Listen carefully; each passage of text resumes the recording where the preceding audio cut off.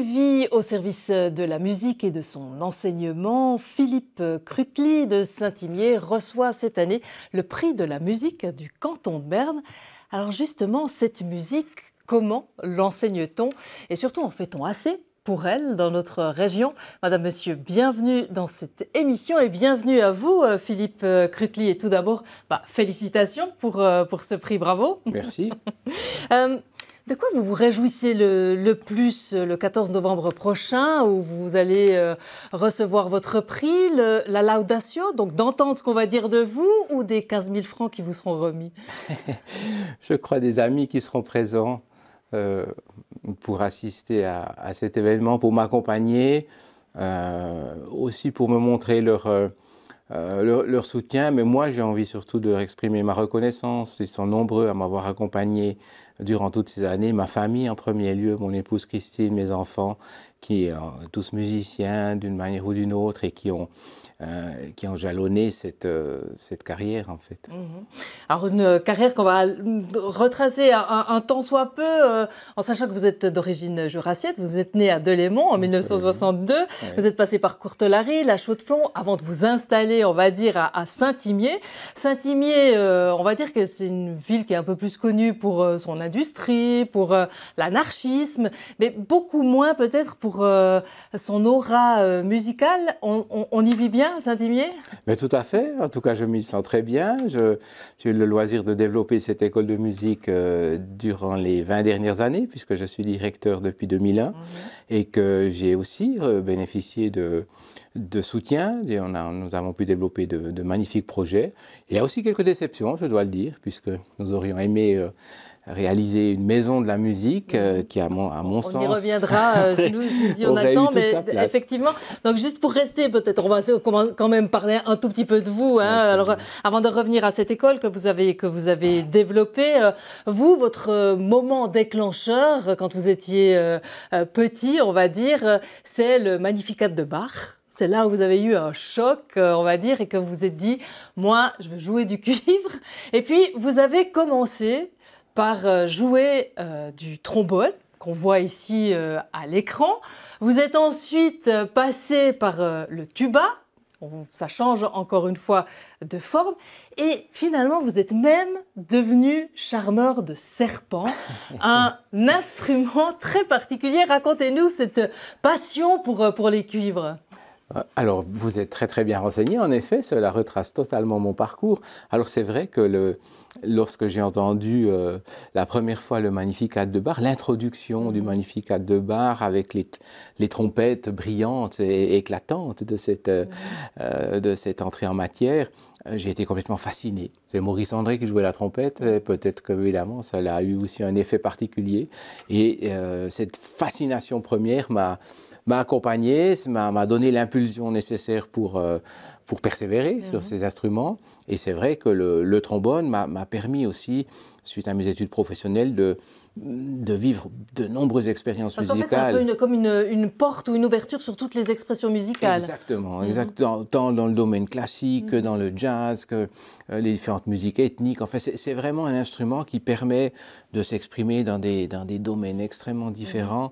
Et comment vous en êtes arrivé à cet instrument-là, ce serpent, qui a quand même un son très particulier? Alors, en effet, bien peu à peu, j'ai été fasciné par un musicien, Michel Godard, que j'ai rencontré à plusieurs reprises, tubiste aussi, qui est un tubiste de jazz aussi, et j'ai été fasciné par son expression musicale, sa façon aussi de jouer du serpent. C'est lui qui l'a il l'a redécouvert, qui l'a mis en évidence, qui lui a donné une place dans des musiques pour lesquelles habituellement on ne lui accordait aucune place.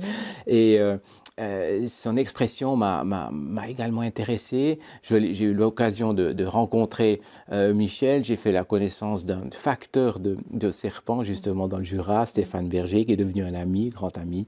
Et voilà. Et j'ai été, comme le dit souvent Michel Godard lorsqu'il parle des musiciens de cuivre qui ont basculé vers le serpent, j'ai été mordu en quelque sorte, et profondément, puisque c'est devenu aussi une forme de passion, mais que j'entretiens plus comme un peu un jardin secret personnel. Alors on le sent, vous êtes habité par ces instruments. Je parlais d'une vie au service de la musique et vous êtes toujours partagé entre les activités pédagogiques en fait, qui vous passionnent et votre parcours de musicien. Pour vous, c'était impossible de choisir entre les deux?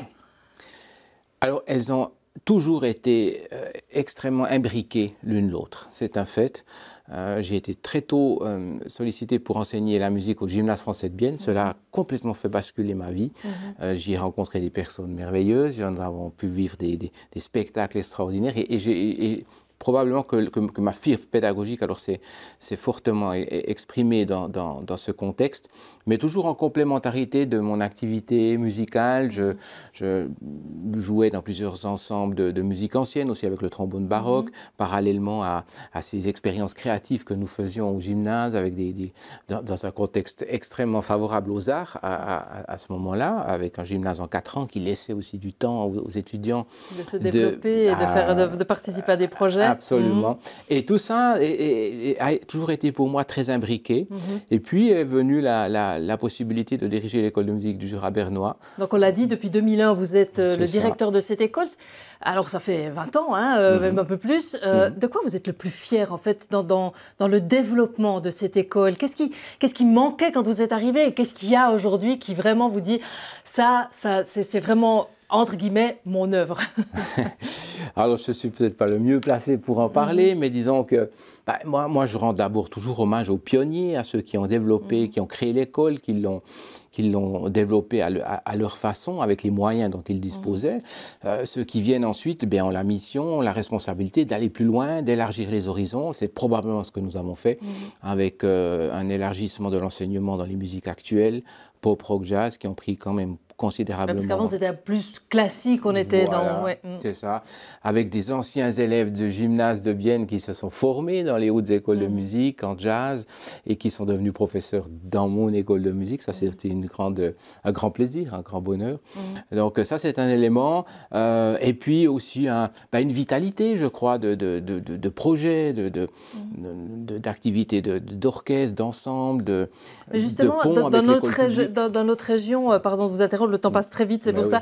Un jeune qui a envie de faire de la musique, qui a envie d'apprendre la musique, qui a envie d'arriver aussi à un certain niveau de musique pour pouvoir peut-être justement appréhender des hautes écoles ou faire une carrière à l'international. Est-ce qu'il a les instruments nécessaires? Et je ne parle pas d'instruments évidemment à bout, mais les instruments pour grandir musicalement dans ce canton. Alors c'est ce que nous nous sommes efforcés de faire, en effet, durant ces dernières années, c'est-à-dire de développer des structures d'accompagnement de talents qui leur permettent de se développer, de s'épanouir et de postuler pour les hautes écoles, pour les études supérieures. On a plusieurs élèves qui, effectivement, ces dernières années, ont pu faire ce pas, ont pu entrer dans des hautes écoles de musique et puis qui ont pu entrer en carrière également. Donc justement, le canton de Berne, aujourd'hui, vous avez une vision un petit peu plus large puisque vous êtes devenu le président de l'association suisse des écoles de musique. Le canton de Berne, est-ce qu'il est bien positionné, j'allais dire, au niveau de son enseignement musical par rapport à d'autres cantons? La question est très intéressante. En effet, nous disposons dans le canton de Berne d'une loi sur les écoles de musique, donc une loi qui protège les écoles, qui définit les structures, qui définit les soutiens financiers dont on bénéficie au travers des subventions communales et cantonales.